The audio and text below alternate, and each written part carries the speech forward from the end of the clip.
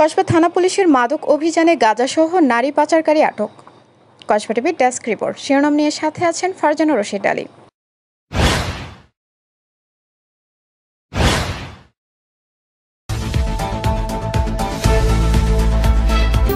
Kasba TV Hridoy. Brahmanbaria জেলার সুযোগ্য police super Ehteshamul হকের নির্দেশনা এবং সহকারী police super Mohammad Atiqur Rahman Kasba circle মহোদয়ের তদারকিতে ও মোহাম্মদ আব্দুল কাদের অফিসার ইনচার্জ কসবা থানা ব্রাহ্মণবাড়িয়ার সার্বিক তত্ত্বাবধানে কসবা থানা এলাকায় মাদক উদ্ধার অভিযান পরিচালনা করা হয়।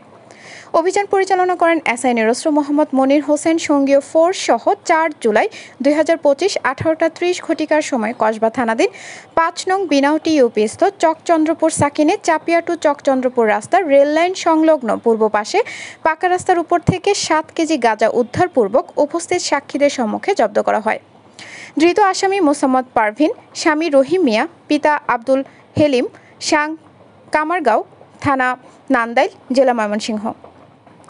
আসামের বিরুদ্ধে কসবা থানায় মাদক আইনগত ব্যবস্থা গ্রহণ করা হয়েছে বলে কসবা থানা অফিসার ইনচার্জ মোহাম্মদ আব্দুল কাদের কসবা টিভিকে জানান। আমি আপনাদের দৃঢ়ভাবে বলতে চাই যে আমি মাদকের সাথে কোনো আপোষ, কোনো প্রকার কোনো কম্প্রোমাইজ করব না, এবং আমি মাদক ব্যবসায়ীদের মাঝে এই আতঙ্কটা আমি অবশ্যই ছড়াই দিতে চাই যে কেউ যদি মাদক ব্যবসা করে বা মাদকের সাথে কোনো সম্পৃক্ততা পাওয়া যায় তাদেরকে ইনশাআল্লাহ ছাড়বো না, আইনের আওতায় নিয়ে আসবো।